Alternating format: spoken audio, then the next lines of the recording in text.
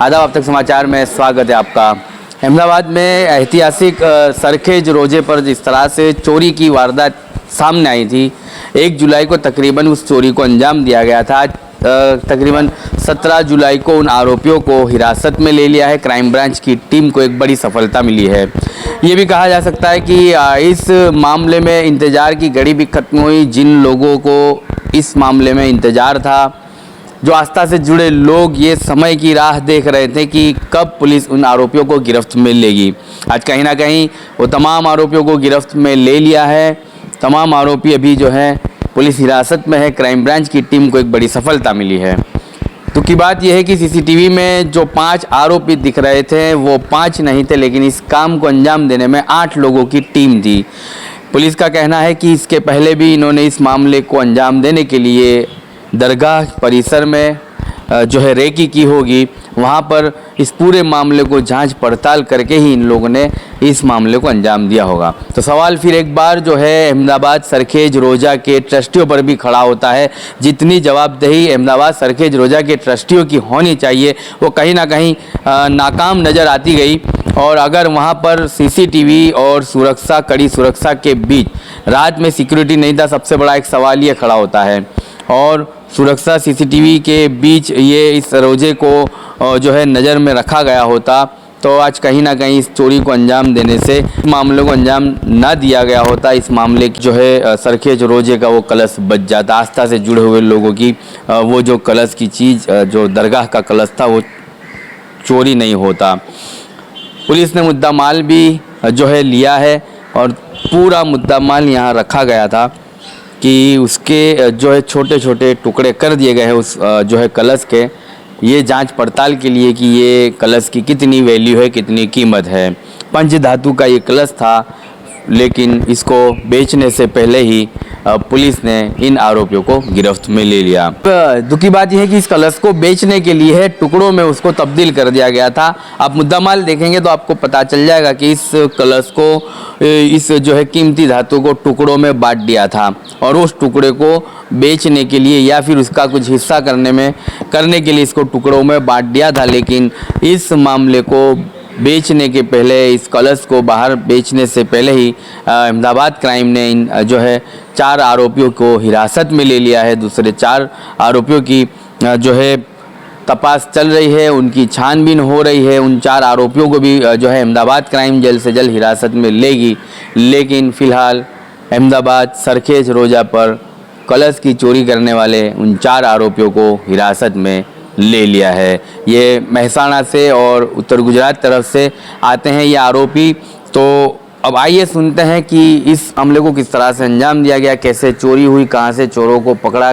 30 जून और 1 जुलाई की रात को अहमदाबाद शहर में, जो एक वर्ल्ड हेरिटेज सिटी है, यहाँ पे एक हेरिटेज साइट है सरखेज रोजा के नाम से।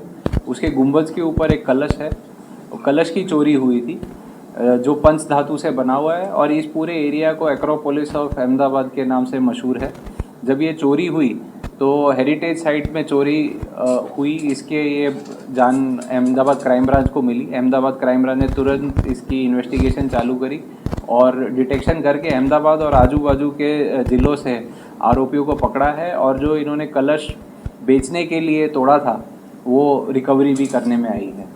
सर, चोरी का प्लानिंग कैसे हुआ, किस तरह का इन लोगों का एंगल था? चोरी की प्लानिंग के लिए पहले रेकी की गई है, ऐसे प्राथमिक पूछपरछ में सामने आया है। और दूसरा कि इनको लगता था कि ये पंच धातु से जो बना कलश है ये बहुत कीमती होगा। इनको लगता था कि सोने का बना हुआ है, जबकि ये मूल पीतल इसमें कंटेंट ज़्यादा है। तो इन्होंने ये चोरी करी और चोरी के बाद इसके अलग अलग टुकड़े करे, बेचने के लिए जा रहे थे। उस दरमियान क्राइम ब्रांच ने इनको पकड़ा। 4 अक्यूज्ड है और 4 शकमंद पकड़ने के ऊपर बाकी हैं। अलग अलग जिलों के हैं और पहले भी वो 7 जितने गुनाह कर चुके हैं।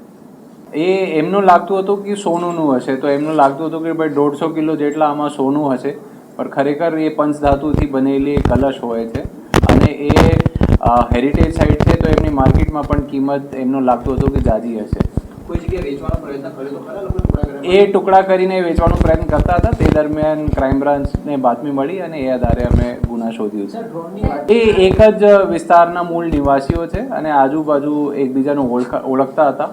અને ત્યારે એ લોકો દ્વારા કાવતરા રચવામાં આવેલું હતું અને અહીંયા એ ગુનાનો એમનો સ્વરૂપ આપવામાં આવેલું હતું. સર તમે ડ્રોનની વાત કરી, રેડ પાડવામાં આવી, એ કેવી રીતે તપાસ કરી? એ આખો હેરિટેજ સાઇટ છે એ બહુ વિશાળકાય જગ્યા છે અને એમાં ઘણી બધી એન્ટ્રી એક્ઝિટો છે. તો એ આપણે કઈ દિશામાં જઈ શકીએ, કઈ એનાલિસિસ કે કઈ રીતે લઈ ગયા છે, ક્યાંથી એમને આખો કલશ ખસેડ્યા છે, ટ્રેક્સ ક્યાં પડ્યા છે, એ બાબત અમે ડ્રોનનો ઉપયોગ કર્યો હતો. એમાં 4 પકડાઈ ગયા છે અને 4 હજી પકડવાનું ઉપર બાકી છે.